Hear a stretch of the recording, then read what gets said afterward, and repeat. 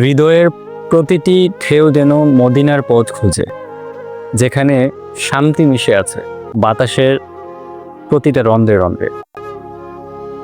আমরা জানি যে যখন আমরা হজে যাই তখন আমরা পবিত্র কাবা ঘরকে তাওয়াফ করি, রব্বুল আলামিনের সমস্ত নিয়ম কানুনগুলো মানি, সেটা আমাদের জন্য ফরজ। আমরা কাবাকে ভালোবাসি, অন্তরে ধারণ করি। আপনারা জানেন যে মদিনাতে যাওয়া কিন্তু হজের কোনো অংশ নয়, কিন্তু কোনো হাজি মদিনাতে না গিয়ে কখনো নিজের মাতৃভূমিতে ফিরে আসে না।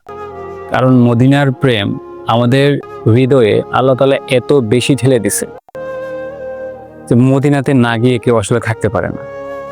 কত হাজি যায়, কত পাথর দিলের মানুষ যায়, যারা হয়তো হেরামেও কান্না করে না, কিন্তু রাসূলের রওজার সামনে গিয়ে যখন সালাম দেন তখন অঝরে পানি পড়ে চোখ দিয়ে।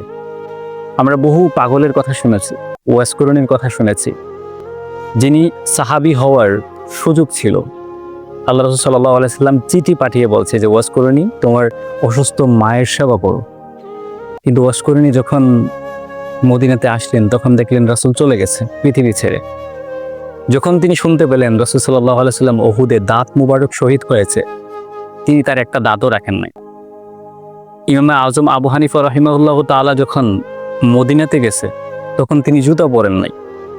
ইমাম শাফি রাহিমাহুল্লাহ তাআলা যখন মদিনায় গেছেন তখন তিনি হামাগুড়ি দিয়ে হাঁটছে, কারণ তার মনে হয়েছে আমার রাসূল যেখানে নিজের পা মুবারক লাগাইয়ে হাঁটছে সেখানে আমার পা পড়বে, এটা হইতে পারে।